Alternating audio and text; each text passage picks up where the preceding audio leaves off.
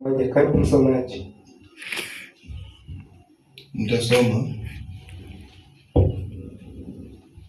Itakuwa hivyo kwa sababu uhai wa kiumbe umo katika damu.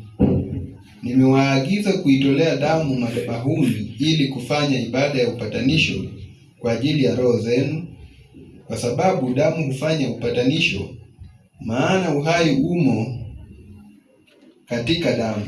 Bwana Yesu asifiwe. Ametupatanisha katika damu. Tunapatanishwa na Mwenyezi Mungu. Bwana Yesu asifiwe. So uhai umo katika damu. Damu ya Yesu Kristo number 1 inatupa uhai. Bwana Yesu asifiwe. Amen. Damu ya Yesu inatupa uhai.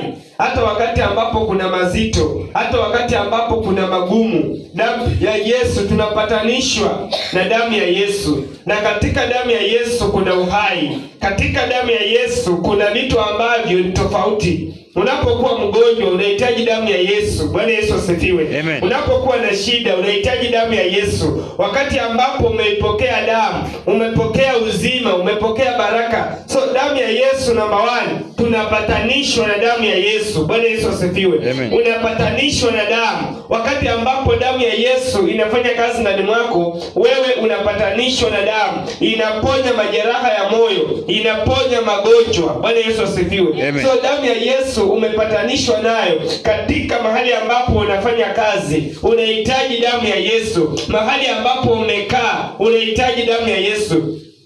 Damu ya Yesu inapokuwa ndani mwako, inakufanya unakuwa jasiri. Kitabu namba 2 Isaya 25 mstari wa 7 hadi 8. Msomaji.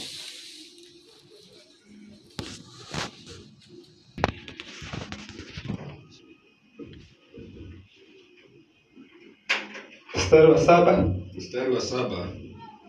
Katika mlima huu Mwenyezi Mungu ataliondoa wingu la huzuni lililowafunika watu wote, kifuniko cha uchungu juu ya mataifa yote. Tarudia tena mstari wa 7. Katika mlima huu Mwenyezi Mungu ataliondoa wingu la huzuni lililowafunika watu wote, kifuniko cha uchungu juu ya mataifa yote. 8. Bwana Mungu atakiangamiza kifo milele, atayafuta machozi katika nyuso za watu wote na kuwaondolea watu wake aibu duniani kote. Bwana Mwenyezi Mungu ametamka. Bwana Yesu asifiwe. Amen. Wakati ambapo Mungu damu yake imeshaondoa